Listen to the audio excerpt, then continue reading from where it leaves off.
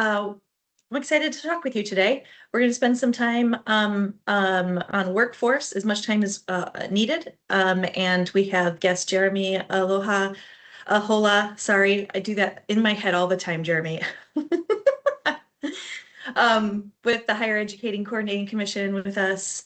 And actually want to make sure Jeremy is with us. Has he joined? I don't think he's joined yet. Yep, I don't see that he's joined. That would be a good reason not to start. Let's just.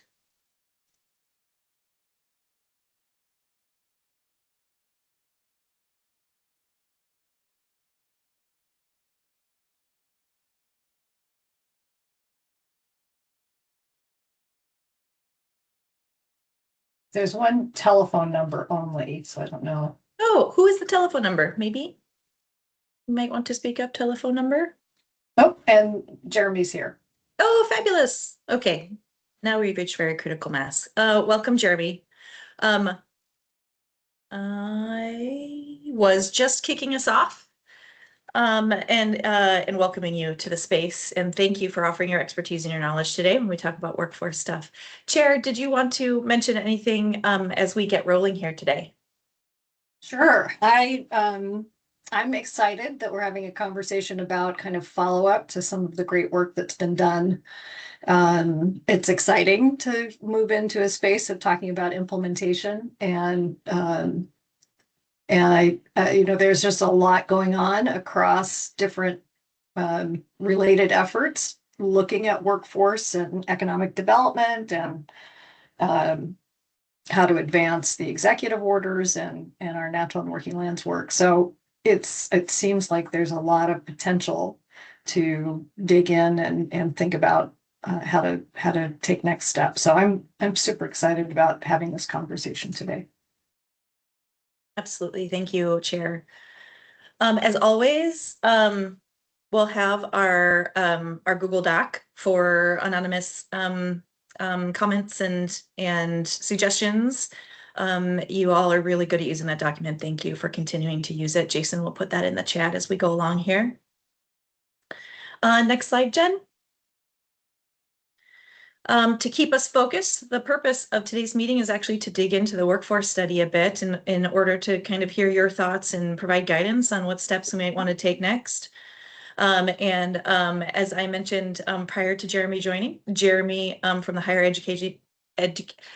Education Coordinating Commission, oh my goodness, this morning is going to go well, is here to join us and talk about his reflections. So really excited to hear his knowledge and expertise on what he thinks. And then depending on time, because we really want to take as much time as necessary, we're going to answer some questions on terms for relative to the NCS and metrics project that we're working on. There was a good question last meeting about, do we use all these terms interchangeably? What do we mean when we're talking about these terms? And so taking a hot second to dig into that a little bit, it'll be helpful, I think. Next slide. Thanks, Jen. So you have seen these before. During our discussion time with Jeremy today, I think we're going to try to take the slides down so we can all look at each other. And at that point, it'll be really good to have your video off if your internet is on, if your internet is allowing it. And thank you for always having really productive and thoughtful conversations. Next slide, Jen.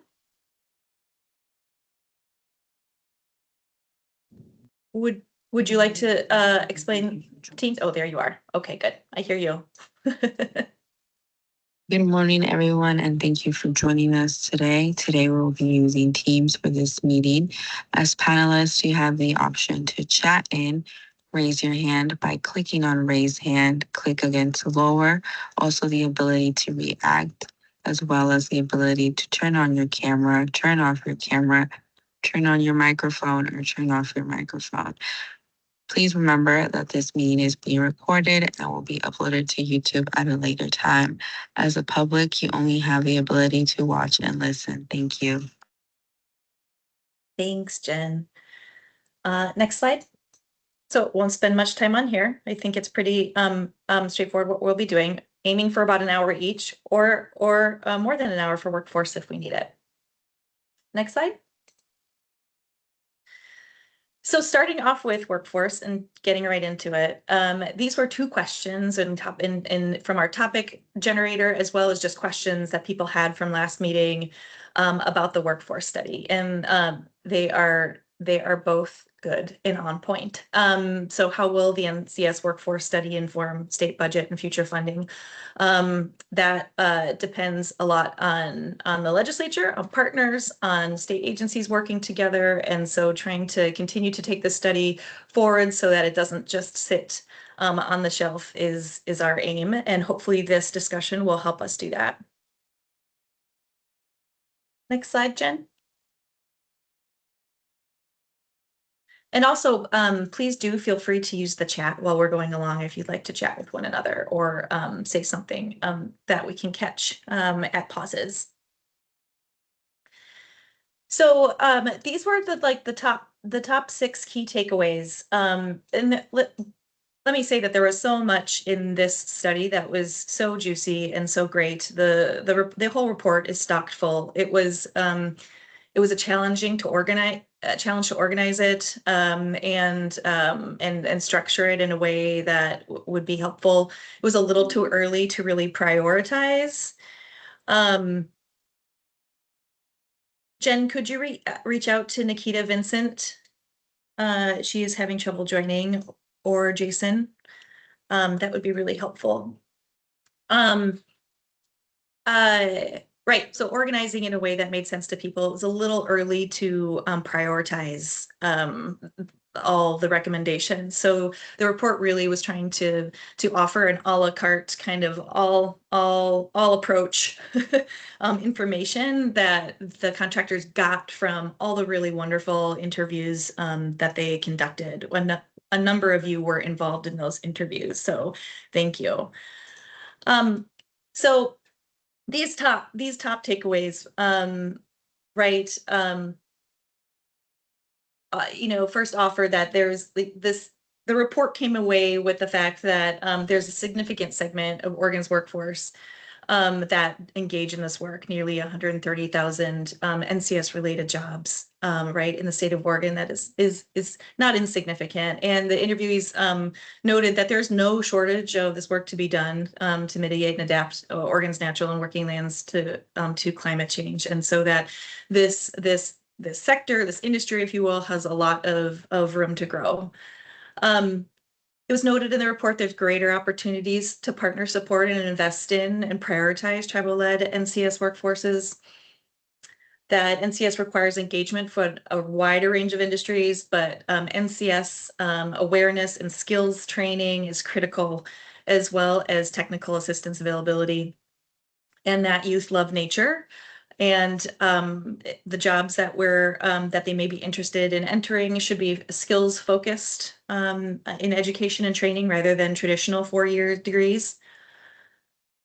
And that NCS implementation can bolster rural area economies and communities, and if those communities are able to recruit and retain qualified candidates. Rural communities host the vast majority of NCS projects, yet they also face some of the deepest underinvestment in workforce development, training, and community infrastructure needed to grow quality jobs. Next, NCS jobs mirror challenges in other natural resource industries, and with a lack of access to benefits, childcare, housing, transportation. And so supporting the NCS workforce may require a focus on providing access to these resources. I think as a natural resource professional that has not been involved in workforce studies and or thinking about workforce much, it struck me that no matter what job you'd like to gain access to or what job you would like to undertake in your life, that you need those underlying support services in order to make that happen. NCS workforce demographics are shifting toward more gender and racial diversity, but more support is desired and needed.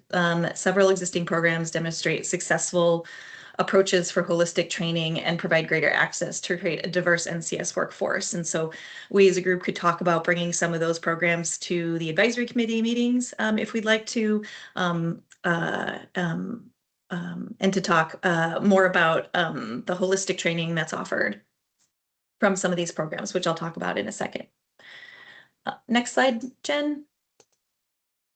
So I want to talk a little bit about the structure of the findings, because the structure of the report kind of lends the story unto itself, right? So while we were working with the contractors, we were going to focus on supply side only, meaning like what do workers and employers really need in recruitment, training, and retention and advancement, except that particularly in this an NCS kind of focused work, realizing that government entities in the public sector, public funding really plays a large part in flowing to the private sector.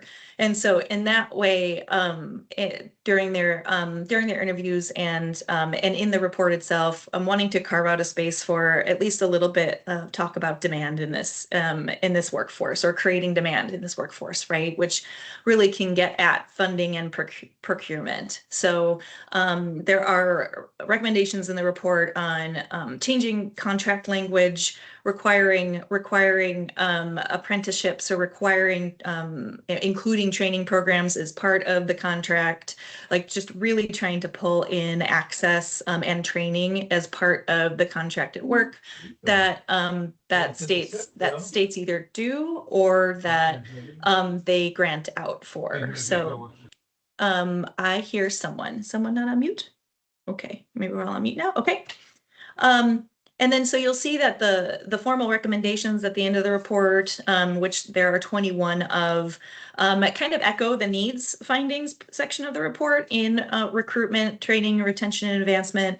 But then there's also a metrics, monitoring, and accountability section. And that was created because, all of you reflected to us while we're doing the project, like, how are we going to find like the NCS specific things amongst this like traditional employment data, traditional industries data that you're working with? And that was a big challenge in the project. So, and in talking with the folks working on the workforce study for the Oregon energy strategy, they are, no matter what area you work in, if you're looking at a climate workforce, it's the same challenge with the data.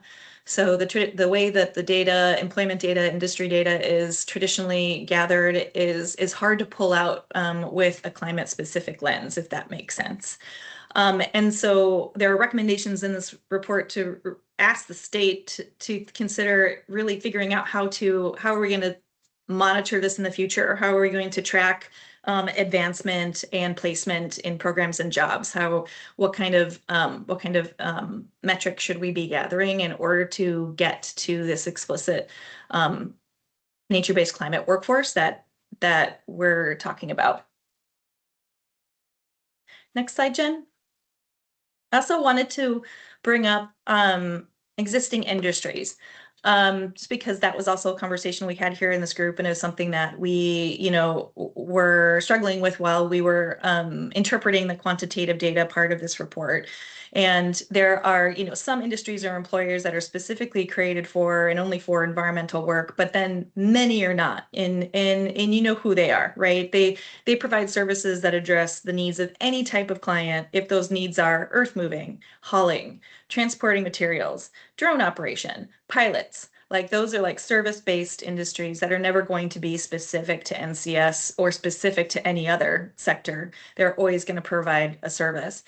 And so the benefit, of course, is that infrastructure exists. Like if opportunity investment comes, like that business will take that opportunity, and we are able to scale and build NCS projects more quickly, in theory.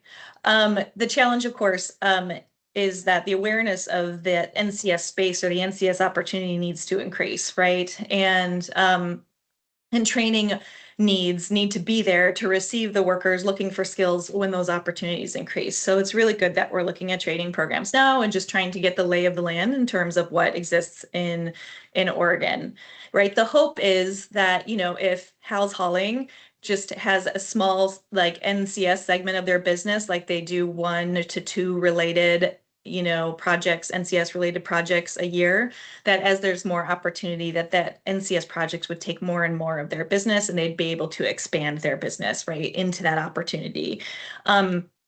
Sorry for the sad circles. That was my best visual for that point, but it really, really isn't that great.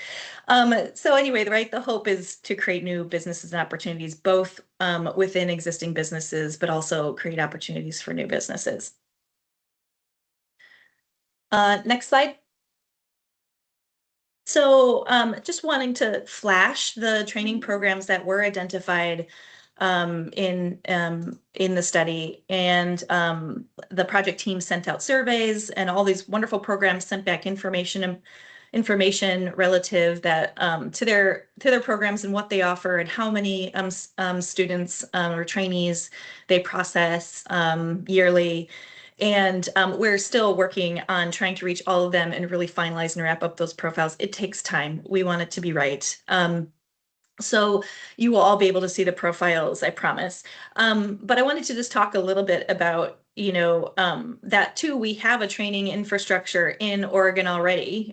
This is not a comprehensive list.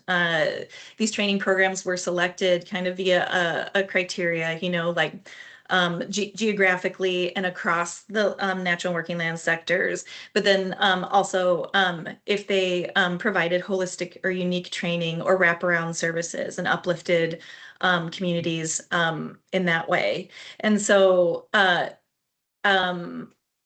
opportunity is here, meaning like some of these programs only take on six students, 6 trainees a year. Others do 30. Those numbers are small, whether it's 6 or 30, they're small.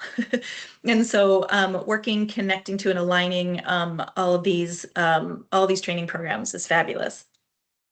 I will mention one thing that the report doesn't mention at all, that it was hard to fit in, but so important going forward, are all like the workforce development organizations and other hubs and regional networks that act as connectors, right?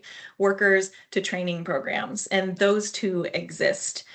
We didn't focus on the hubs and the networks that exist in the different regions of Oregon, but that is absolutely necessary in order to build that infrastructure to connect workers to jobs. Next slide. Betsy? Sorry to butt in. Okay. I had to step away for a second, but are you thinking, were you saying that you're looking for more programs out there, or these are the ones that are in the report and end of story? These are the ones that are in the report. In that way, then they'll have a profile. But honestly, curating a list of all the programs that train implementation on natural climate solutions would be really helpful. And maybe that's something that we could curate and keep on the advisory committee page for the commission. A couple. That'd be great. Thank you, Betsy. I'm going to make note of that. I don't want to lose that. That's good. Okay, I'm going to spend a little bit of time on this slide. These are really like Liz's favorites. since I'm speaking, they were all so fabulous. All 21 were great, but I was like, what would I want to bring forward to this group today in speaking? And I think then I will hand it to the chair too, so she can add her thoughts or 1 or 2 of her favorites if she has them. But first, really thinking about expanding and scaling natural climate solutions related programs.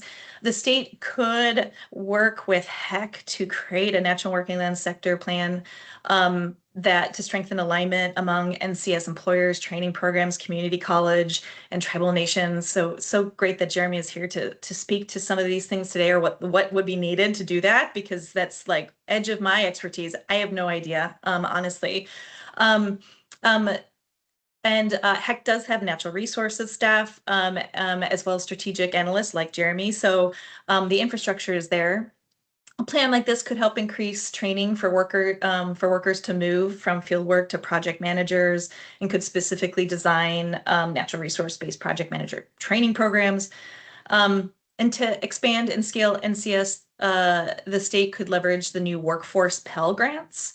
These grants are brand new. They provide federal financial aid for short-term, high-demand workforce programs starting this year in July. They are specifically designed for programs lasting 8 to 15 weeks that prepare workers for high skill, high wage, and in-demand occupations. And the programs must be offered by an accredited institution of higher education, including for-profit institutions. And they must have been in operation for at least 1 year prior to approval. So it's a really great new opportunity that gets to these short-term training opportunities rather than traditional 4-year kind of degrees, right? And I think Jeremy might be able to say more or share more information about that when he speaks. So similarly, but focusing a little bit more on the demand side, the state could create a statewide workforce strategy that explicitly provides direction and coordination across government enterprise with partners to help create demand consistency via competency standards and invests in apprenticeship-like pathways. So a strategy like this may increase access to important needs of workers, including access to driver's education and other support services. Speaking of support services, I was really it was awesome to learn that Oregon has childcare support services for some industries. So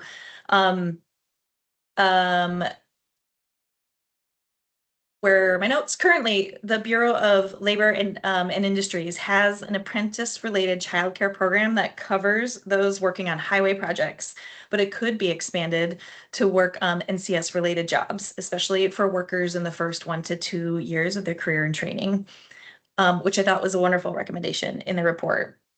And similarly, Housed in Business Oregon, the Target Child Care Infrastructure Program provides grants to childcare providers in rural regions. State agencies could work together to direct grants to rural areas that have planned multi-year NCS projects, thus increasing childcare slots for workers in these contracts. And lastly, trying to move graduates or certificate holders into jobs. So making sure that that once the training has taken place, that there is actual placement. Public agencies could explore reciprocity agreements with accredited conservation programs throughout the state. Graduates of NCS programs, particularly tribal training programs, struggle to get placed in permanent positions post-program. And under a reciprocity agreement, graduates with relevant training can apply to state positions with the equivalent of 1 to 2 years of on-the-job experience, which may help entry-level candidates meet more minimum qualifications. I think we all have experience in making that bridge from education to work, and so that really stood out to me as a wonderful recommendation. And again, all the recommendations in the report came from a combination of either hearing directly from interviewees or the expertise and of the contractors from their work in other sectors, across sectors, and bringing those threads to bear to offer some of these mechanisms in the natural climate solution space.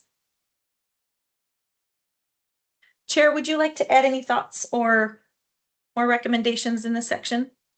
Yeah, sure. Just briefly, and maybe not specific to an individual recommendation, but just as I was looking at the recommendations again, there are some issues and some that you've highlighted here, like childcare, that are kind of workforce issues that are agnostic of the type of work you're doing. It's a need, housing need that we have in particular parts of the state. Then there are some that are kind of connected to natural resource issues more generally, perhaps, the nursery related workforce, some of that intersection. And then there are some things that are maybe just specific to natural climate solutions, such as a point you made earlier, Liz, about kind of Hal's business may not really know what NCS is, and maybe if we did more education around it, Hal would go, oh, that's a great new sector of work I could be involved in. So I was starting to think about how do we think about these recommendations at different scales, and then who are the other, what are the other efforts that are ongoing that we could connect with to advance some of the recommendations, in a better way. And then the only other thought I had, and again, listening to you earlier, Liz, was kind of and I think it came out in the NOAA report that you have listed on a later slide, that, you really do have to think about the demand side, because it doesn't help to train a bunch of people to do good things if there aren't kind of demand side drivers at the same time. So anyway, those were just some thoughts that I had as I was going back and looking at it again. That's great. Thank you. And Jonathan just thumbs up your last point, which is very, very important. So, okay, I'm going to keep going for a couple more slides on the tribal engagement summary, and then Jeremy's going to give his hot takes and reflections on the report and where HEC is, and then we'll be able to open it up. Be very interested to hear if there were recommendations that were kind of your favorites or rose to the top or just stood out for any reason during discussion. Next slide, Jen. Go back one. Oh, what's happening? Da-da-da. Perfect. Okay.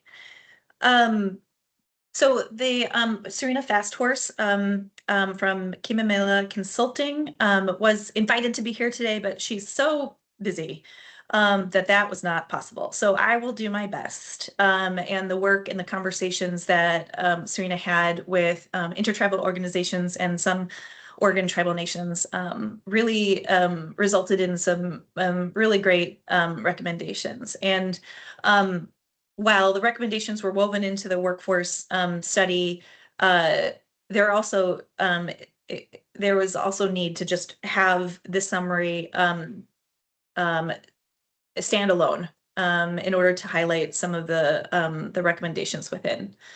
And the overall, there were 3 overall themes in this summary, which include that Indigenous, traditional, ecological, and cultural knowledge is vital to forward NCS in this state, and that tribes, are stewards of the lands since time immemorial, and that their knowledge is crucial to implementing these practices going forward. We have been reaching out for I'm just going to interject my agency side while I go through this. We have been reaching out over last year to understanding this, and really understanding the timelines for these specific projects are super fast, and working to co-develop next steps with tribes for this work. Capacity is absolutely needed for tribes themselves in order to participate, as well as to onboard an Indigenous facilitator for that process. So it's going to be slow burn, and we're going to do it on a speed that makes sense for the work. A really important point that natural resources are cultural resources, and that it's really important to work through a lens of decolonization and indigenization to help heal the harm and lasting impacts from colonization. The summary goes through the barriers and challenges that employers face in the tribal workforce space, which includes services and issues that we highlighted, or I just ran through some of in the previous slides. So getting to DMVs in order to get your driver's license, having food during the workday, having childcare, and access to training for these opportunities. Through the conversations that Serena had, occupations popped up as not over and over, but like more than once. And so important to have culturally trained land workers in the NCS space. Fire practitioners, right? Fire is something that tribes have been using for thousands of years, and they could lead in this space. Project coordinators and managers, that is a need that has been identified in this group as well, as far as NCS or natural resource base specifically trained project coordinators and managers, and more of them, and language preservationists. And there were 5 major recommendations in the summary. Next slide, Jen. I actually added a slide that wasn't in our slide deck last night, just because there was so much to say, and I didn't want it to get lost. So the first one and the last one are really speaking to state agencies in order to kind of get our coordination structure or organized. So it's so wonderful that this administration has a Tribals Affair director, Shana Radford, and she's been working very hard to figure out an approach and the right level of coordination between state agencies and tribal nations. And then lastly, I will actually go to number 5 first. Related in improving and enhancing coordination, there was the recommendation that Oregon could look to its neighbors to help guide improvements, as well as improve coordination for cross-border issues. So Washington State and California have some really good policies and guidance and processes for coordination and consultation that that was recommended in the summary. The second major finding was, of course, continue engagement with tribes. The summary highlights there's a lot of potential for partnering with tribes on the state's NCS goals. Work needs to be done, right, to make these connections and co-develop ideas. And that is where I think, my comment on investment and support will really make a difference. There was also a good point that we should endeavor to learn more about tribes as key employers in rural counties, and that depends on a good relationship. So that data can be sensitive. It can be data that tribes don't want to share, but they are large employers in rural counties, and the infrastructure is there and the opportunity is there to have them be a leader in this workforce in partnership with the state and other partners. The third recommendation is to continue learning about tribal histories and cultures. And when it comes to nature-based work, the summary highlights that NCS workforce development for tribal and indigenous communities is already occurring across the state, right? So it recommends learning from and uplifting this work by partnering with these organizations and supporting these programs. Lomacatsi Restoration Project was mentioned in the summary, and their profiles were to be included in the summary, which I just noticed didn't happen. So we fixed that this morning. I have no idea how that happened. So Lomakatsi's profiles are with this summary. And it may be fixed on the link in the link already. I am unsure. I want to apologize for that.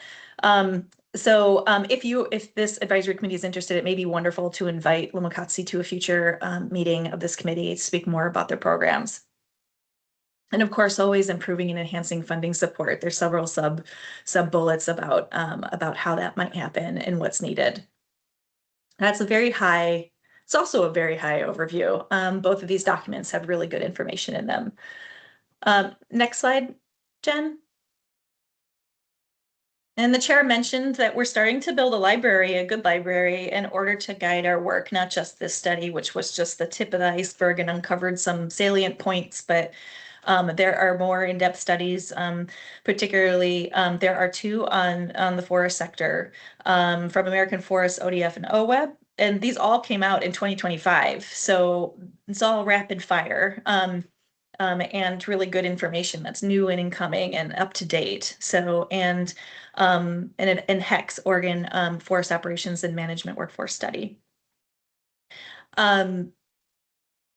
Jeremy, who will speak next, mentioned the Tribal Workforce Development Toolkit, which isn't NCS specific, but has some really great recommendations in it. And Kathy, you mentioned the NOAA study, right? Building Tomorrow's Climate Ready Workforce. Those are all really great resources to look at as working to inform our next steps and crafting policy around the NCS workforce. So That is all I have to say. So pleased to introduce or let Jeremy introduce himself. Jeremy, do you want to come off of mute? And I think next slide will be Jeremy's. All right. Good morning, everyone. Can you do a quick thumbs up if my voice is coming through? Thank you. Perfect. My name is Jeremy Ahala. I'm with the Higher Education Coordinating Commission. I am just grateful to be in the space with you today to share a little bit of reflections on our contributions to this study and also our reflections of the findings from this study.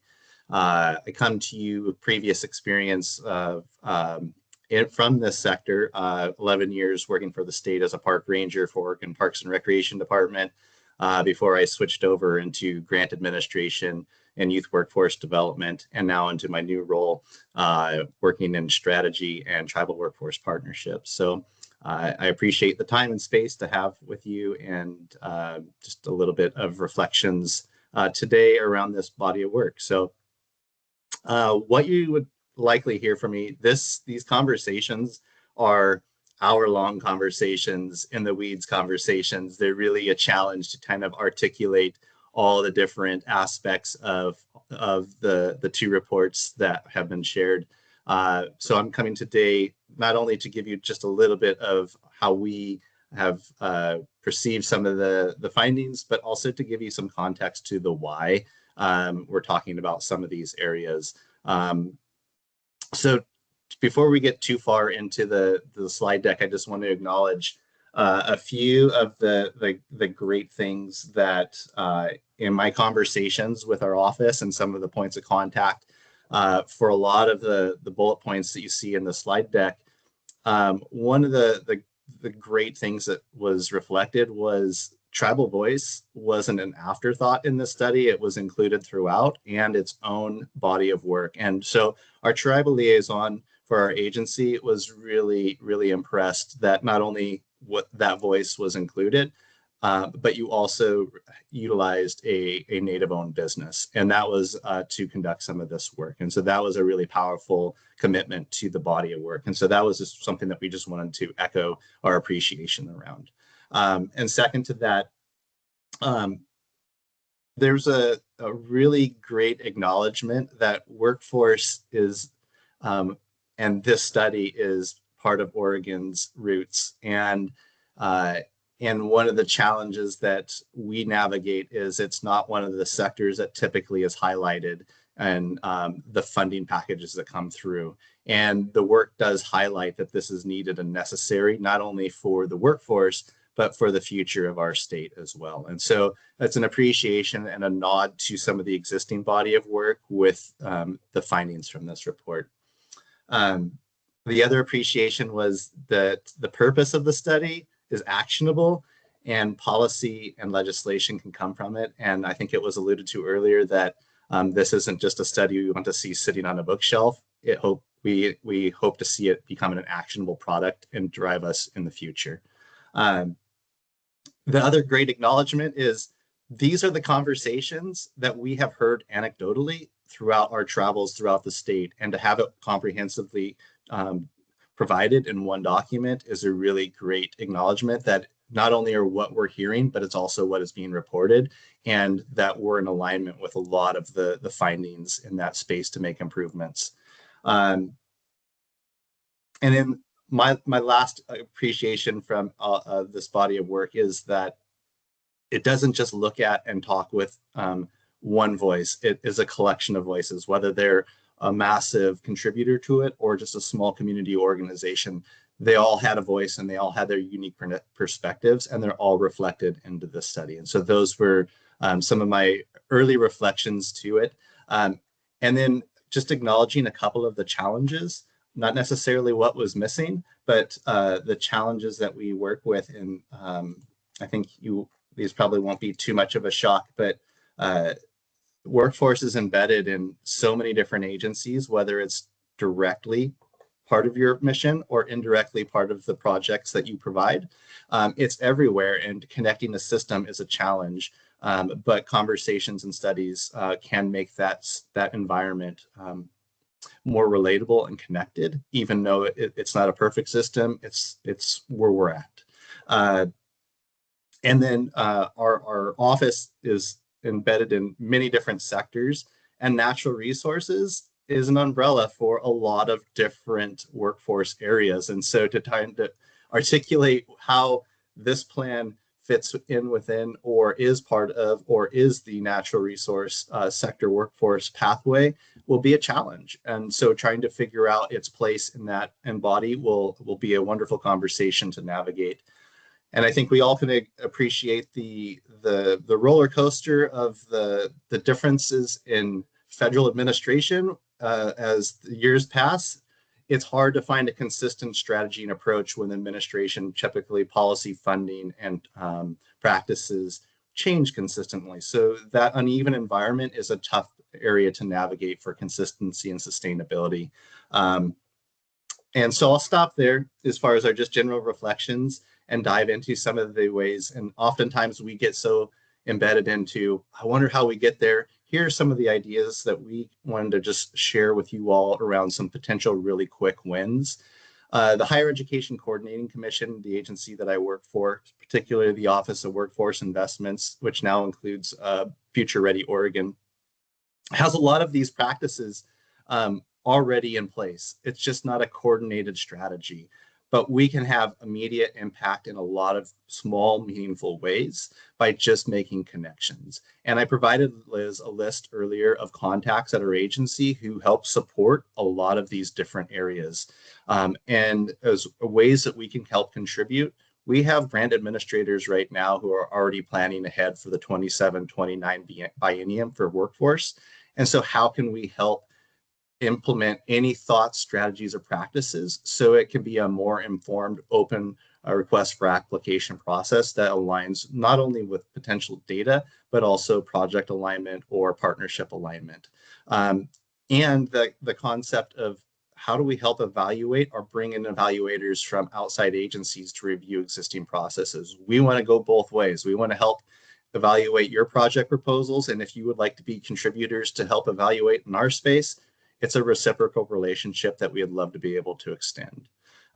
We have communities of practice who meet monthly in a lot of different areas, industry consortia, grant practices, workforce development. There's a lot of different areas and connection points where a small presentation might make meaningful connections later on. And if we can help expand those opportunities, that's where we'd like to be able to help.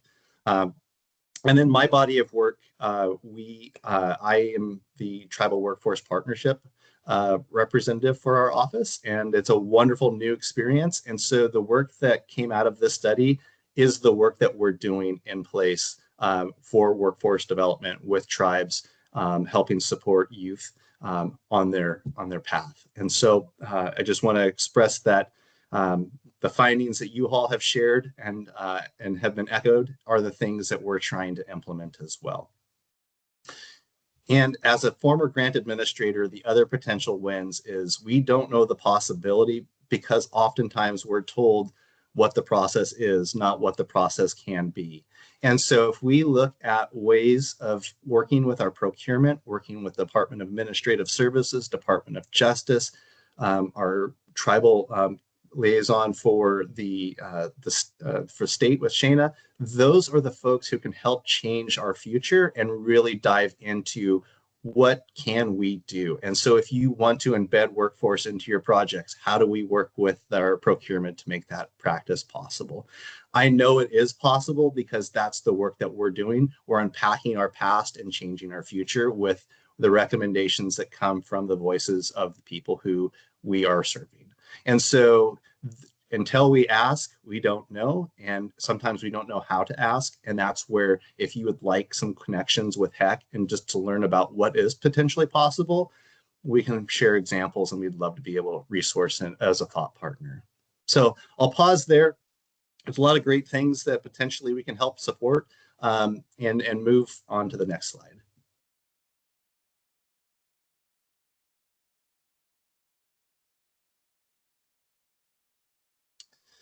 So one of the challenges we are navigating because the system is oftentimes I mentioned earlier, embedded in other agencies and the connectivity isn't there, is sometimes we put a strategy without the coordination of all the players and knowing the players and who the responsibility belongs with and who's going to support it and who's going to partner in it. And figuring out that place is really important here. So one of the things I would encourage before you all dive too far into this is understanding who is doing this work and who is coordinating it and who can help support it. At the HEC, we have the Workforce and Talent Development Board, who oftentimes is the body of work who has done similar work to this. And so just connecting with that office would be a really wonderful way in showing collaboration between mutual agencies. We don't always have to lift up the work, and if we can support it and be aware of it, that's a win for the system, not win for any particular program. So knowing that would be a really valuable place to start. And second to that is acknowledging, and similar to this study right here, tribal strategies may be its own separate unique strategy with a single tribe and the collective 9 tribal nations, and it also might be part of the larger system, but not necessarily shifting and saying that tribes, this is your strategy. It is what is our strategy, and doing that collectively is going to be the most successful path forward for everyone. And really, I just want to hit on this next point here of we don't know the system and how to connect it because we haven't really done a great job of understanding it ourselves.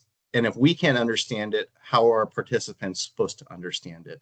And this is the why for this ask, is why would we want to map everything? Because the system is complex. Even though we have a path, doesn't mean it's an individual's path. And so individuals is one of the key things that we want to look at. So we know that traditional education systems will put folks into workforce. But what does it look like if you don't work in the traditional education system? Can you still get to that next place? So what are our workforce and training development programs that complement the education system when it's not working for an individual, but puts an individual on a path? And then the same with our tribal partnerships. What are their paths for their individuals and their citizens to find gainful employment and meet the hiring qualifications? So really the mapping and understanding part is so critical from those perspectives. So not only internally we can figure this out, but we can externally share it with the folks who are trying to navigate it. So we always have upward mobility when it's the next step that we hope that individuals, programs, and the system might need. And so with that, the system really could use a strong look. And I heard you mention earlier, let's take a look and inventory all these programs. That's a great first step. Let's get and find out who's doing what and what their place is. What are the certifications? Do they get credit? Is there stackable credentials that allow an individual to move? Are there resources to help an individual like the Workforce Pell? Is the Pell going to support this program or an individual? Those are the things that we don't have a great answer to, but we could. And so that's the thing where we need to collaborate more before we throw a strategy and say, this is the strategy, and we have to try to figure out how we fit in. So with that, I would just encourage that we evaluate the system, map the system, understand the system, and then as we're doing that, put a really wonderful thought in what are the needs, what are the gaps. As a former grant administrator, our programs oftentimes feel isolated in their approach. They don't feel part of a collective strategy, yet the programs are asking for a collective strategy, and we try to solve that and fail legislatively. But if we had a comprehensive package and said, this is what could be, and here's the gaps, and here's what it needs to do to sustain this work, that's a system that is connected, understandable, and digestible, and hopefully legislatively appetizing, we'll just say that, for what this industry could use. So I'll move on to the next slide, please, and we'll kind of finish up with the tribal workforce. This is the work that I'm doing in our agency, and the study that came out of this was really Another great example of articulating all the different needs that we're hearing in supporting this work. Liz referenced earlier the national workforce study that came from the National Congress of American Indians. It took a look at the collective workforce across the United States and put recommendations out there. And it's really sad, I guess I'll just say that these strategies aren't already in place, but here we are, and here we have a chance to impact what our future looks like. They're not, the study recognized basically 2 points of emphasis for what states can do to partner with tribes: provide access to training and technical assistance, forge intergovernmental agreements, and provide their fair share of funding for workforce partnerships in your state with your sovereign partners. That's all they're asking for at a larger conceptual level. And yet we continually miss that opportunity because our processes get in the way. And so what is it the way, and how do we move those processes to lower the burden? The study referenced one tribal department navigates 28 different grants with a limited staff. And so when you're buried in bureaucracy, it's hard to do the work. So how do we change the way we do our work? We change the way we do our processes. And that's the way we open up capacity and allow for the good work to actually be put into motion. So how do we do that? We figure out what do we need? We talk to tribes and say, what are the goals? What are your strategies? And here's what our goals and strategies are. Let's put a collaborative memorandum of understanding together that acknowledges our mutual goals and work towards processes that put that into action. And we honor and practice co-governance as our first land stewards. Traditional ecological knowledge is something that we don't have the traditional knowledge to learn, but we have partners who do that work. And so if we could figure out one, and how do we allow for credentialing, or not allow, but honor credentialing in that space, to allow our barriers and hiring preferences, that is a massive barrier, because if it doesn't, in our hiring processes, if you don't meet eligibility or work for experience, then how do you get the job? Well, you have a body of workers who have that knowledge, who have that experience, but they don't meet our traditional hiring. So if we honor co-governance to manage the land, how do we acknowledge that their experience is meeting the credentials? And so that's a process that I would love to see work further on and move forward. And then typically the last piece is around state practices. Intergovernmental agreements is such a great way to acknowledge partnerships. It moves out of a grant process. It operates similarly, but it works together in a collaboration versus a grantee-grantor relationship where we have the money, you have the work. You're going to do the work for the money. Intergovernmental agreements put us on a place of equal power and say, how do we want to do this work together to meet the needs of your community? And we come together to develop natural agreements, and it allows for a different approach. And so that's a path that our agency has moved towards. It's not right for everyone, but it could be. And lastly, this is the message I would say 9 times out of 10 I hear in a room where you ask tribes, what do you want? Listen to what the tribe is asking for, and then acknowledge it and work towards strategies towards making what they're asking a reality. And sometimes the answer is no, but more oftentimes the answer can be yes. And so how do we move into that space? It's just a changing mindset. And so I don't want to dive into all the deep intricacies, because again, those are larger conversational pieces. But as a reflection to the study, wonderful. Thank you so much for taking this on and sharing that with us and having a chance to contribute to that study. There are many other pieces that are going to come from this. Later today, I'm going to be sending out some more point-by-point feedback to Liz for feedback around the recommendations from our office. And I'm also going to connect the study around, or the introduction around workforce Pell, and what that might mean, and some of the timelines to implement that. And then there might be some additional studies that come from that would help complement some of this work. But for today, I appreciate your time, expertise and guidance in this space. We look forward to collaborating with you in the future and be an asset to anything that you all are trying to help accomplish, because it is interconnected, just as the state is in strategy. So thank you again for your time. I'll pause there and go. Thank you, Jeremy. That was fabulous, and so meaty. And I really have to agree with the mapping next step, just because, you know, as we just highlighted some programs, and I mentioned the hubs and the regional networks, and it would be really valuable.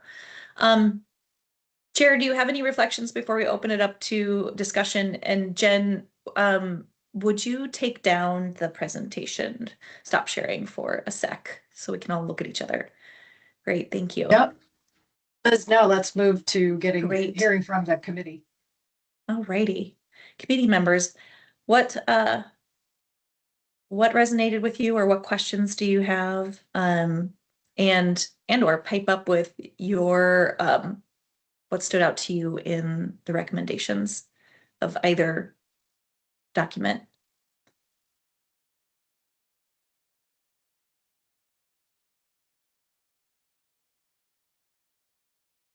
David? Hey, thanks for the great presentation there, all of the great presentations. But Jeremy, I really resonated with a few things that you said, and just wanted to highlight that in Northeast Oregon, where I live, we're in the ancestral homelands of the Nez Perce tribe. And you talked about all the bureaucracy and processes that can get in our way. And, you know, it's a real thing that we think about a lot here, because the Nez Perce tribe isn't a federally recognized tribe in the state of Oregon. And I know that's a much deeper problem than we're talking about today, but I just wanted to highlight it because it's something that we do think a lot about here. You know, the ancestral homeland of the Nez Perce tribe, of course, is here in Northeast Oregon. And the way the rubber sort of meets the road, and some of the limitations that imposes maybe on us here, is it some of the partnerships that we create. Like, we've created a partnership with the tribe called Kaminista Condors. And in that partnership, we have like a youth crew that is training Indigenous youth on NCS work. And that's their opportunities for the future. It's also based around the idea of bringing, seeking to bring the California condor back to its ancestral homelands of Northeast Oregon. Joseph Canyon, which bears the Indigenous name Place Where Condors Nested, is the focal part of that effort. So there's just a lot of great work happening that I think is very relevant to the things that you're talking about. But how do we, I guess, support that kind of work when we're in this very unique situation here in Northeast Oregon? Are there ways, or do we just have to, can we highlight that model, perhaps, of our partnership as a path forward? Because there is a lot of good work happening there that's sort of in this in-between space. So yeah, I think I'll just leave it at there, as kind of raising that partnership up as, I think, a good example of the work that we're trying to do, and providing some jobs for people and training for Indigenous youth. Thank you, David. Ellen? Nope, Megan?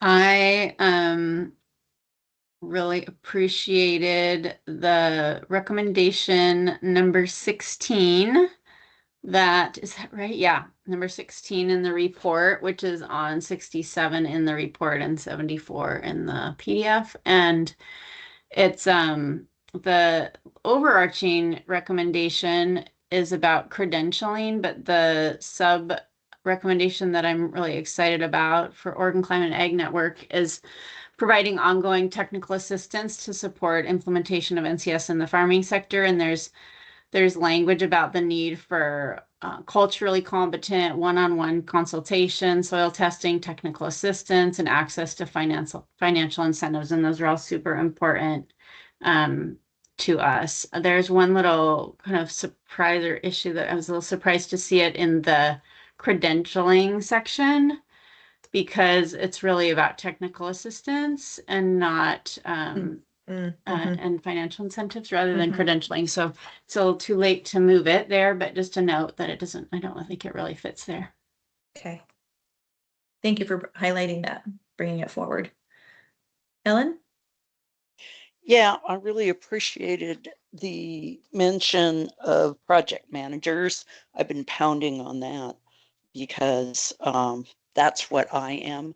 And what I find is, as we're trying to hire more staff, we have people that can go out and write a farm plan or doing a riparian assessment, but putting projects together and bringing in all the partners and managing all that is, we're struggling with that, finding people with that kind of background.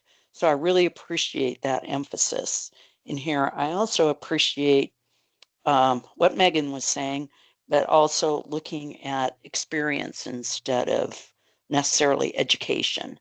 And I can't find the wording at the moment. I think it was somewhere around recommendation 15 or 16, I think, because yeah, it's 13. 15. Develop model hiring language that allows candidates to qualify for entry-level jobs through equivalent experience, because a lot of folks, especially the farm kids and the ranch kids, they've got a lot of experience and they may not have gotten the kind of degrees that employers might be expecting, but they may have gotten a lot of experience just through hands-on. So I really appreciated that. One thing that I was concerned about, and I think it's just maybe because I don't know enough about it, was the part about prevailing wage. Because I'm thinking a lot of rural employers, we don't have a lot of money.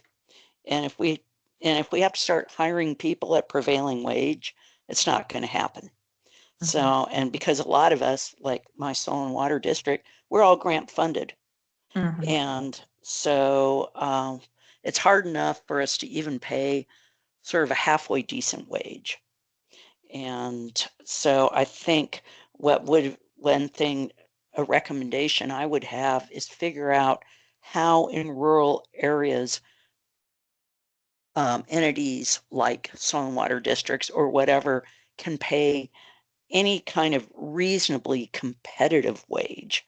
Because I know at my district, the last 3 employees, except for one, they left the Jefferson SWCD for jobs that paid more. One went to the city of Bend, one went to the city of Redmond, and one went to Colorado. Those are really excellent points and good pieces of the puzzle to figure out. Ellen, thank you for raising those. Lauren?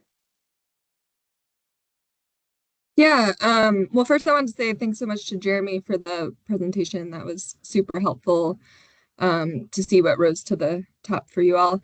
I guess mine's a little bit broader comment and question, kind of circling back to what Catherine said at the beginning about some of these broader themes or takeaways that came out that are not necessarily NCS specific. And so just kind of wanting to see where folks are at, particularly like Odo, but then, you know, other people on the call of engaging in the like broader statewide workforce initiatives, because there's, you know, a comment period open for the governor's prosperity roadmap.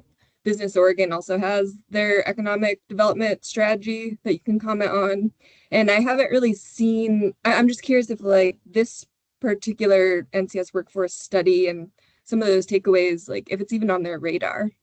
So just kind of wanted to hear first, like if Odo is talking with folks, but then if there's things we really want to pull out to then comment on so they see that repeatedly, right? Like this is something that's really important. Yeah. Thank you. What a good comment. I will say that any help from the community and partners in making those, like, just like, hey, this is happening, you guys, would be so helpful, just especially right now as we're working like heads down on our project-based work. Like it is hard to lift up your head and like look around and know what's happening in all the different spaces. So any, even if it's an email to us being like, hey, we really need to, how do you want us to engage? Do you want to send a report? Like what, thank you for the help. And maybe we can talk to the chair a little bit about making those connections. And Jeremy, if you are in those spaces or have thought through, like as you mentioned, the system is all over the place. Workforce is happening everywhere. How do we do this? The Department of Energy is not a workforce specialist. We were, asked to do this study, and so trying to get it to the right spaces is important and maybe not like natural for us. So just acknowledging that, and would love to work with you, Jeremy, to reach the right people too.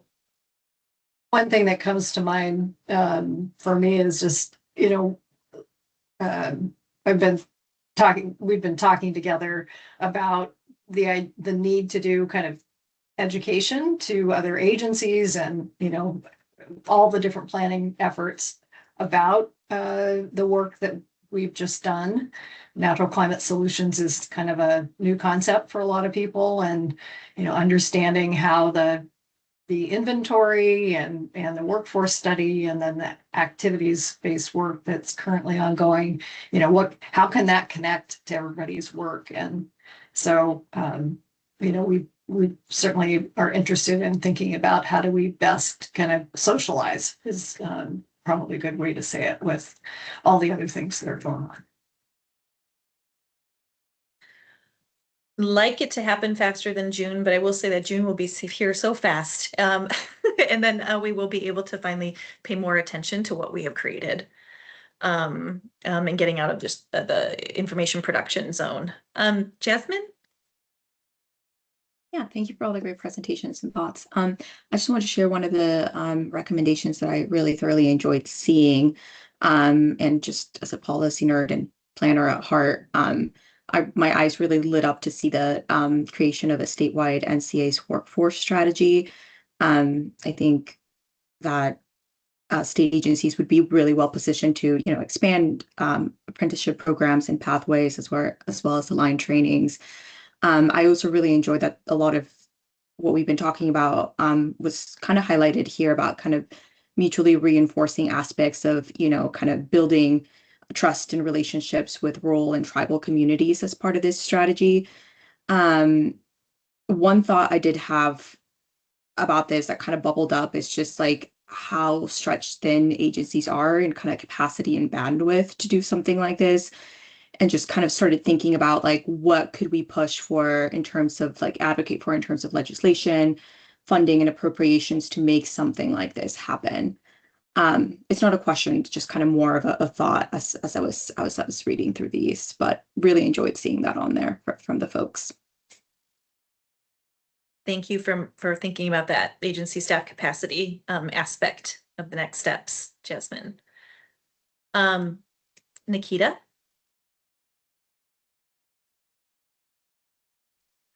Hi, thank you. Jeremy, thank you so much for that presentation. I really appreciate the intentions and the thoughtfulness behind it. My comment is very similar to Jasmine's, actually. I really wanted to just give grace to point 17, page 68. I really love the idea of having some kind of like fellowship or kind of, that cross-agency, cross-pollinated programs. I feel like where you have a coalition of people in intent kind of built in together to create something. Viable pathways are easier to actually access. Whereas when you're relying on like, soil water conservation districts or NCRS, certain agencies or spaces where it's independently created, and then there's a lot of ways to kind of like slip through the cracks when there's not a lot of capacity within those small sectors to be able to support, big, voluptuous kind of workforce development programs without, unfortunately, allowing a few people to kind of slip to the wayside. I think that this would provide a really good opportunity to not only just find something that's viable, but just also really clear and cohesive, and really give direct focus and prioritization that like this is what Oregon, is trying to create. And with that, I feel like that demand will also kind of come up as well, because people will be able to kind of work in a cross-pollinating way, being able to communicate with each other in a little bit easier because there's a lot more points of access, perhaps. So thank you so much again, and I really appreciate it. Thank you for that, Nikita. We were able to highlight that recommendation when we spoke to the Governor's Natural Resource Cabinet, particularly because it seems like it would need agency directors in part on board. And so I'm very excited about that recommendation and hopefully it would have legs. David? I really like the idea of community college certificates in NCS. A lot of the kids, I'm sure everywhere in the state, but certainly in rural areas, are really interested in trade jobs right now as the cost of college looks prohibitively high, and trade jobs offer good wages and skilled jobs quickly. And so and there's a lot of community colleges around to consider for kids here, in rural America. Here we have one in Pendleton and Ontario, Oregon. Interestingly, one of the limitations, I think, for kids in community colleges now that relates to another topic is housing.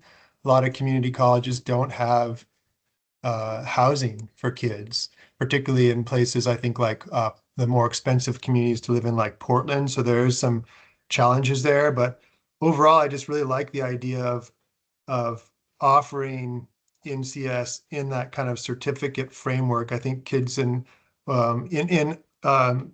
not just youth, but adults coming back for retraining might be interested in those opportunities.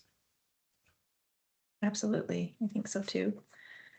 I think Mount Hood Community College might have a model to share in that regard.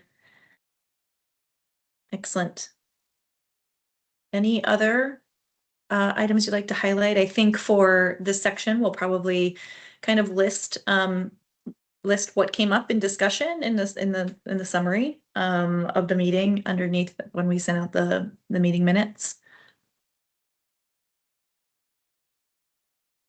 I didn't raise my hand, but okay. I just like to encourage us, if we're looking at community colleges, to look more broadly, because Mount Hood has an amazing program. But I mean, I know of at least 3 others out of there are 17 that have programs that would really fit well into what we're talking about today. Right. Yes. Getting back to Jeremy's mapping point. Yeah, absolutely.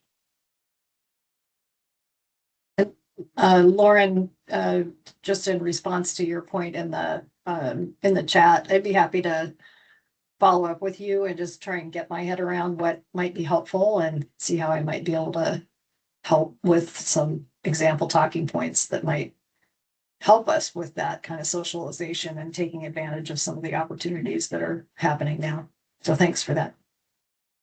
Thank you, Chair. That would be wonderful. No, I really appreciate that. I think maybe highlighting what Jasmine was saying of like, as TNC, as we're responding to some of these comment periods about what's needed, we don't want to elevate something that potentially organizations don't, or state agencies don't have capacity to do, or funding. So just kind of want to be coordinated there. Thank you. Nikita, did you have your hand up or were you done? I did have my hand up real quickly. I just wanted to also just support that last comment. There is an amazing amount of support through community colleges right now. Specifically, I have 2 projects, one through a community college and another through a university. where they're willing to leverage their assets in order to be able to create a program that is supported by a bunch of different nonprofits that have been able to pull together, but honestly, just being able to kind of create those viable pathways and share that responsibility of creating something new and innovative. There's a lot of willingness to participate in programs like that. So yeah, love that you brought that up. Great, thank you. Jocelyn? Yeah, a great report. I love all of the codes at the end, so you can see the variety of jobs that are related to NCS. And I think that really helps us understand, yes, we did include a lot of those different higher level and sort of quote unquote entry level jobs. I think, one thing we've talked over and over about is as we all progress in careers, a lot of us started working in the field and then we moved more to office or managerial, so that beyond that first step of getting folks in the door is what is that pathway for, further bumping them up into the managerial roles or into the landscape architecture roles. And obviously it's up to each individual to develop their own career, but just thinking about those links of how can I, from the beginning of my career with my maybe community college certificate, what's my next step? How do I get to that next level of being a land manager or being a restoration ecologist, and not forgetting that middle step, because we all know that often when you move up, you move in or indoors, right? And so how do we make sure that there's a pathway and not just an entryway? Mm-hmm. Great for that reflection. I will say that the project team noted kind of like, oh, it's going to take deeper work to kind of get to those career lattices or career pathways, but like totally identified as a need. So thank you for highlighting that here. Jeremy, do you have any closing reflections or thoughts you might like to give the group? It was fabulous to have you here today. I hope it's the start of a lot more awesome conversations. Yeah, I just great additional feedback, and I always appreciate the reflections of all the individual voices. We're one area that is ripe for opportunity is registered apprenticeship development and a need for that in this space. And someone, I believe early, maybe it was Liz, acknowledged the work that Lomakatsi had done in this space. They saw a need, they created a need. They worked with the Department of Labor at the national level and created a forest technician apprenticeship program, and really are helping support tribal youth. But that can't be the only effort. I mean, if we really want, and non-traditional or if traditional education is helping, but it's not meeting the need, how are we supporting that? And certified apprenticeships or registered apprenticeships and pre-apprenticeship programs that are upskilling youth with certifications is an area that we really would love to see some development around, but it's a tough area to move into. We just need to find resources that allow for creativity to develop that and work with our partners to get into that space. And so there are many paths into employment, and we all access it at various different points of our life and look for those spaces. So we just need to figure out what are the opportunities we can make available to folks at different points in their lifespan. So I appreciate that chance for a last reflection, and a lot of ponderings to take out from each and every one of you in your comments. Such a rich conversation. Thank you all. And thank you, Jeremy. And with that, we're going to switch gears into the NCS and metrics project and terms. Jeremy, you're welcome to stay and listen and go, whatever you'd like to do. And I think we have plenty of time to do that. And so, Jen, if you could share the slides again and navigate to slide 18. Hey, Liz, sorry to interrupt. I was wondering if Jen could perhaps give me access to the chat. I just noticed that I don't have access.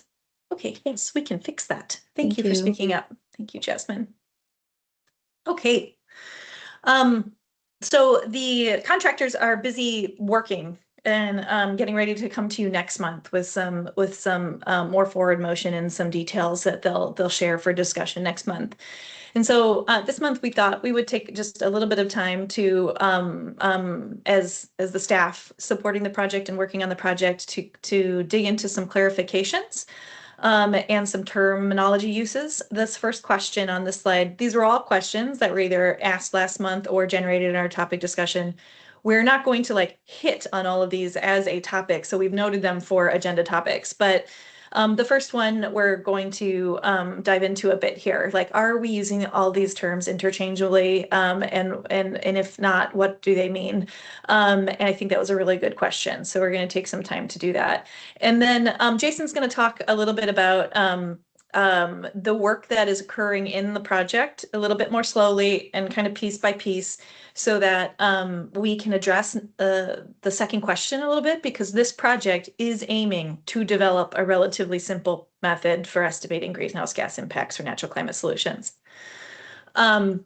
Relatively simple is a really important term there, and that following the project, there really need to be some decision support tools created and or other helpful tools like calculators in order to make it extra simple to calculate greenhouse gas estimates. So, and then wanted to just put the last three on the slide because this work is not specifically addressing that, and we're not going to specifically talk about this today, and we could more, but that we're going to touch on the positive and negative effects in order to try and get that balanced view of what NCS do, and this group will be good for helping us do that. And really have heard you about all the benefits, economic, recreational, otherwise, and modeling efforts that could really help us take a more realistic look. So just wanted to kind of list these for kind of our sideboards or our frame for why we're presenting what we're presenting next. Next slide, Jen. So to take some time, and if you understand these terms, bear with us while we just make sure there is a collective understanding and alignment on terminology that at the most basic level, a metric is a standard of measurement, and we are in charge of choosing some standards of measurement for this project. And then we thought it might be also important to highlight the difference between an output and an outcome. An output is a tangible result of action reported via the chosen metric. It answers the question, what did we produce? The outcome, on the other hand, is the changes or benefits those outputs create. It answers the question, what changed as a result? Outputs can be quantified upon completion, making them easier to track. Outcomes often take time to manifest and may require qualitative or quantitative evaluation to measure. Outputs are fully controllable, while outcomes are influenced by external factors often. Outputs focus on production and delivery. Outcomes focus on impact and value creation. And wanted to mention that the term impact is generally a synonym to outcome in scientific literature. It especially shows up in the international literature in nature-based solution literature or natural infrastructure literature. And so that's why sometimes you hear the RTI team say impact because they are used to working on the national, international level. And so the term impact is used in a non, like a both positive and negative way. It's just the impact. So I just wanted to answer that question. Next slide. So if we put those terms in the framework of what the statute is asking us to do and what the statute has asked us to identify, it has asked us to identify activity-based metrics and community impact metrics. And I put GHG in brackets because really that is what that activity-based metric is trying to do, right? It is an activity-based metric so that we understand our climate mitigation benefit. And so if we're looking, considering outputs for each, you'll notice that on the activity-based metrics side, the outputs, there's kind of like an interim output, meaning like the acres of floodplain restored, acres of rangeland treated, acres permanently protected. And then after the end result, after you a calculation, a carbon metric calculation of carbon sequestered or emissions avoided, you get to your output of your climate mitigation benefit. Outcomes or impacts from these actions that we're tracking include increased sequestration and storage, slowing climate change, a livable future on the planet. Megan, would it be okay if I asked you to hold until I'm through the slide? Okay, awesome. Okay. And then if you're looking at community impacts, you are community impact metrics. That is the terminology used in the statute. The outputs you might be looking at include the ecological, economic, and health, public safety. Those 3 categories are in the statute. And measurable, trackable items include potentially the same thing, that the same kind of things we're tracking for the activity-based metrics, acres of floodplain restored, rangeland treated, permanently protected, and maybe also some additional things that we might look at per ecological outputs. Shade, temperature, water quality, clarity, things that can be measured. These are just examples under the economic and health and public safety as far as outputs that might be measurable.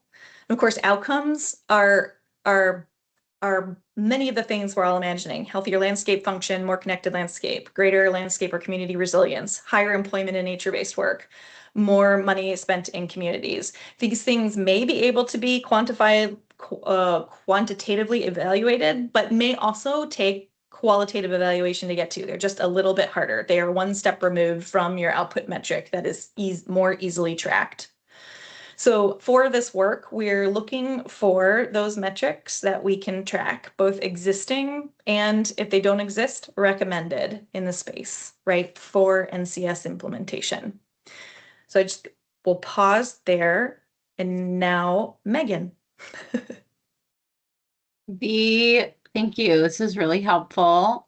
Really helpful. And I'm a little bit confused and would love to just dive in real quick to the outputs on the left-hand side of the screen related to the fact that carbon sequestered is both an output and an outcome, and that's a little confusing to me. Yeah, I apologize. So we should have put like a carbon sequestered rate. So looking at the metric, meaning like, tons of CO2 sequestered annually, that would be the calculation, or like the metric used to calculate. For the output? For the output. Okay. So there's like a math formula inserted into that output to get to the end result output. Right. And the next slide is that formula, which we can go over. So it's not like total straightforward. There's an interim step of knowing your action, using your carbon metric with your math or your rate, and to get the final output of your climate mitigation benefit. And the next slide might be able to illustrate that a little bit. Okay. And then that's also an outcome. Right. So overall, like I'm should have put maybe like increased landscape sequestration and storage, or like overall larger. So if you're looking at an output that's like yearly, actually, we're just going to go to the next example. Super. And maybe that'll be helpful. And sorry, I work so hard on the slide trying not to make it confusing, but thank you for asking the questions. It's mostly very clear. Good. Jen, let's go to the next slide. Oh, sorry, I had arrows. Oh, just to focus on the arrows for a hot sec, just to point out that they could be similar to each other, right? In your community impact and your activity-based metrics that you're tracking, which is helpful since everyone is doing these projects on the ground, and it's like we don't have to track a ton of things. Just picking the things that work is important. Next slide.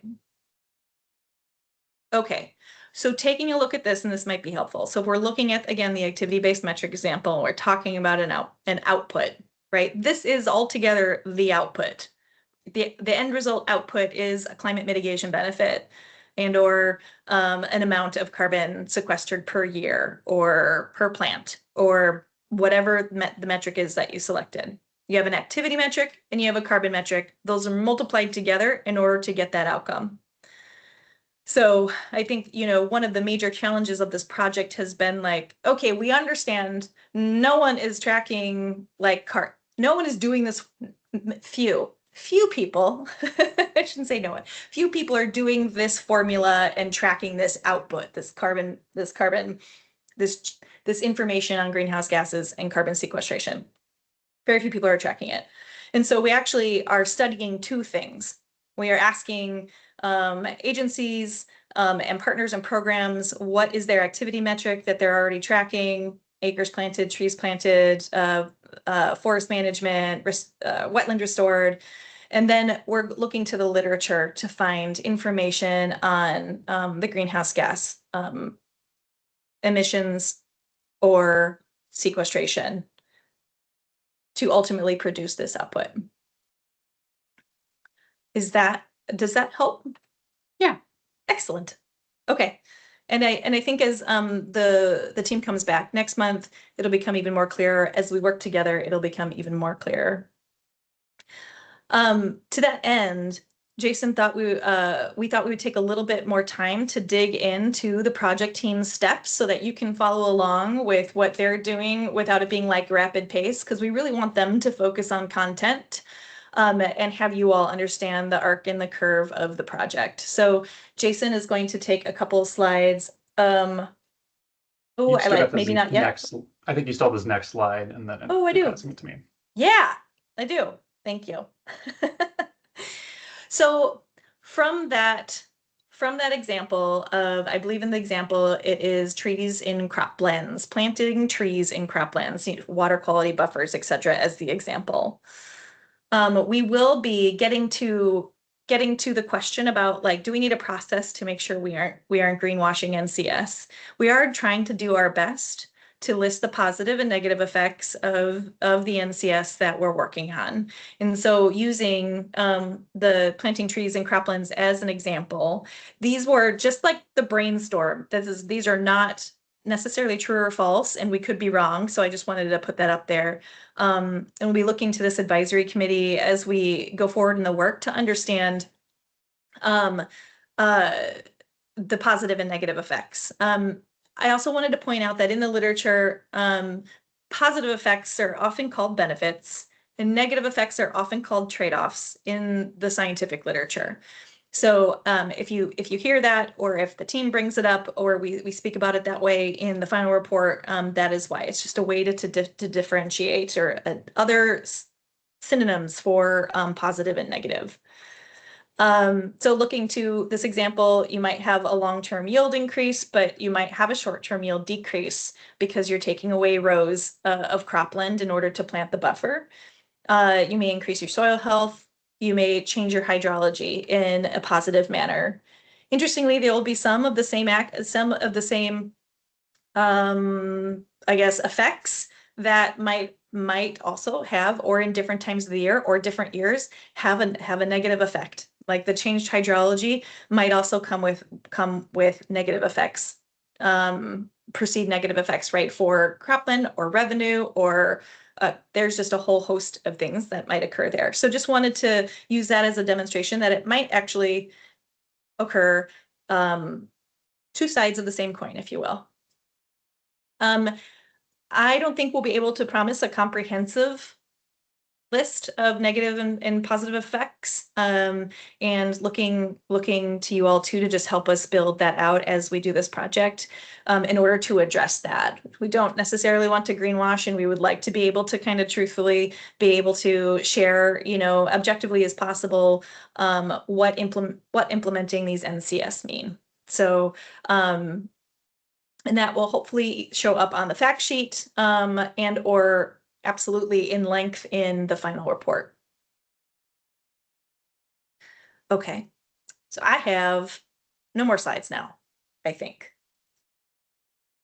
Correct. Okay, awesome. Thanks, Jason. Yeah, thank you, Liz.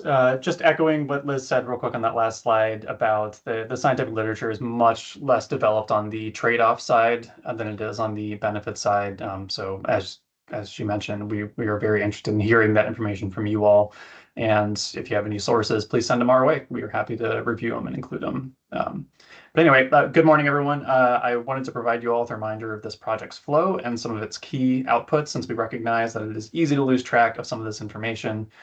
So many balls that you're juggling at the moment right now. So we first have been working with our contractors on an interagency working group agency metric review, which has two important accomplishments. So first, it identifies natural climate solution activities currently being implemented by interagency working group agencies. These are activities that may have not nominally been natural climate solutions, but nonetheless act as natural climate solutions and add carbon to the land one way or another. So second, it also identifies or defines activity-based metrics used to track project implementation that we can use to estimate carbon benefits and positive and negative effects on communities.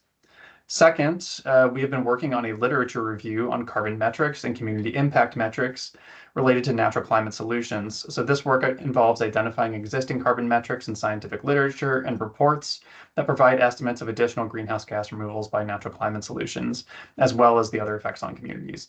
And third, we are interviewing non-interagency working group agencies to understand some of the positive and negative effects of natural climate solutions that they may be aware of or even already tracking. Fourth, we are undertaking a thorough data analysis of the data we've been collecting in these first 3 parts of the project that involve summarizing existing metrics, including any related uncertainty estimates, and identifying missing information in areas that would benefit from further research and efforts. So building on all this previous work, we are also conducting a feasibility assessment to determine for which natural climate solutions we can calculate carbon benefits, assess the implementation potential of those natural climate solutions in Oregon, and finally to estimate the carbon benefit and positive and negative effects of all Oregon natural climate solutions programs for which we have data. I'll talk about this more in the next 2 slides. But for right now, much of this information that we are collecting on natural climate solutions will be synthesized on what we are calling natural climate solutions fact sheets. So on the right of this slide, you can see an image of an example fact sheet, and we'll provide you with more detail on these fact sheets and allow you time to review once we have worked through them more with our project team. Next slide, please. So we also wanted to show you all the preview of what this feasibility assessment looks like so far, and you can see an example of it in the table on the right. The feasibility assessment sort of involves these 4 larger tasks. The first is that we are evaluating all natural climate solution activities, about 30 in total, for tracking readiness and implementation feasibility. We are also assessing the measurement strength of these natural climate solutions. So this involves assessing the data, methods, spatial coverage, and uncertainty of the natural climate solutions as reported on in scientific literature and other reports. We are also assessing the implementation potential of natural climate solutions. And so this involves understanding the precedent of natural climate solution deployment in Oregon, policy alignment, and stakeholder support. And finally, we are delivering a comparative feasibility ranking to support the prioritization and natural climate solution implementation. Next slide, please. So the draft criteria for inclusion of natural climate solutions in the feasibility assessment and their use are summarized here. So first, in the agency metric review, we determine if and how natural climate solutions have been implemented in Oregon, and we note their associated tracking metrics. If the program is currently being implemented, we determine to what extent it is being implemented in Oregon with the data that are available to us. Next, in the metrics literature review, we determine the availability and accessibility of data on carbon metrics and positive and negative community effects. So we will also be assessing the degree of methodological consensus in the scientific and technical literature. For example, the number of supporting studies per natural climate solutions.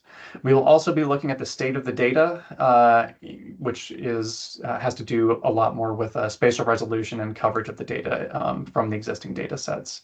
And finally, the data analysis portion will involve combining what we have uncovered in the 2 reviews I just talked about to provide an estimated average mitigation potential, for example, in terms of metric tons of carbon dioxide equivalent per acre per year and the associated uncertainty. Next slide, please.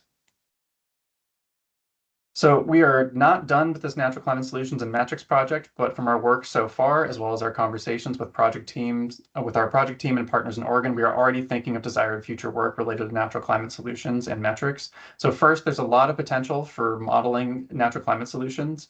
We are very interested in the potential of carbon removals of natural climate solutions under future climate conditions in particular. So hotter summers with wider windows of time between rain events will change how ecosystems remove and emit carbon. We are also interested in developing economic models that calculate the value of the positive and negative effects of natural climate solutions and perhaps weigh them against project implementation costs. So this was brought up by a committee member last month, and we are open to bringing in experts in future meetings to talk about these kinds of models. So second, we recognize that Oregon is understudied for many natural climate solutions. We are thinking of how we can support fieldwork to help us improve carbon metrics and provide better data on the positive and negative effects of natural climate solutions on communities. And third, we are also interested in developing a decision support tool support tools for practitioners. We recognize that partners are operating at different scales and looking for something that can help them determine optimal locations for natural climate solution implementation that balance their different priorities.